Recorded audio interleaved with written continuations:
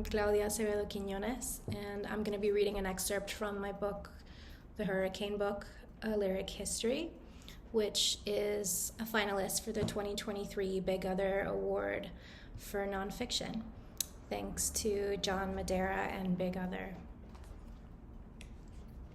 So I'll be reading one of the short autobiographical vignettes that you'll find here. It's titled Half Moon, and it's about my grandmother's manicures. Half Moon. Neither Beba nor my mother went to beauty salons. My mother's reddish-brown hair went gray in her 30s, so she'd go to her friend Letty's to get her hair dyed Revlon burgundy every 6 weeks. Beba went to a woman down the street whenever her perm needed a refresh. She wore a perm until shortly after Buelo died. She didn't get wrinkles until shortly before she died. When strangers at the mall or at parties asked her about her skincare routine, she said it involved washing her face and body with unscented Dove bars and removing makeup with Pond's Cream.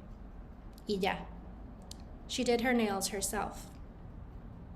In pictures taken from the 1950s through the 1980s, everything from her cuticles to the beginning of her nail plates, the lunulae, the Latin word for little moon, was silver. The rest was red.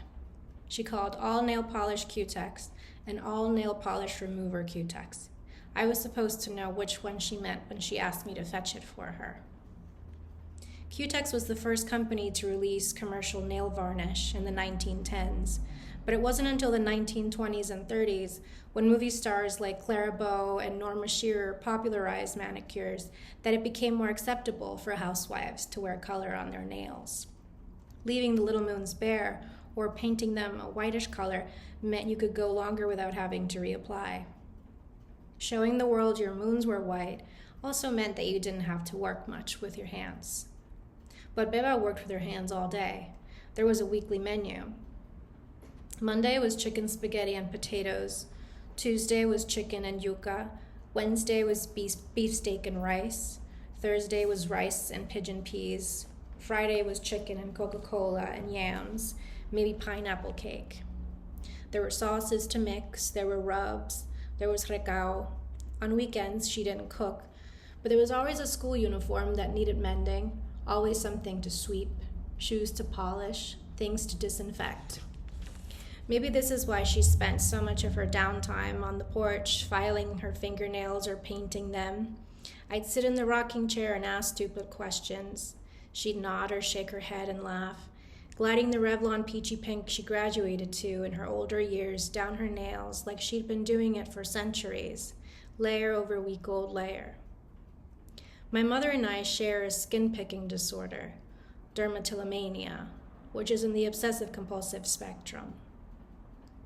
This repetitive, involuntary need to right a wrong might be linked to my mother's compulsion to immediately dispose of any trash containing chicken bones, or pull out brown bits of grass and pick up every fallen leaf from her lawn nightly, or brush her teeth so hard she loses enamel by the day. It might explain my need to immediately clean up after a party, rewrite the to-do list when I've only crossed one thing out, tweeze every single ingrown hair on my bikini line. We pick at our cuticles until we bleed, while driving, watching TV, talking on the phone, thinking.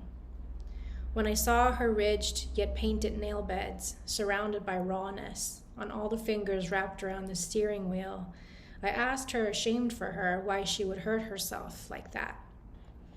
Imítame en lo bueno, she'd say. When I first noticed my own mangled nail ridges in high school, I had no idea how they got there. Thank you.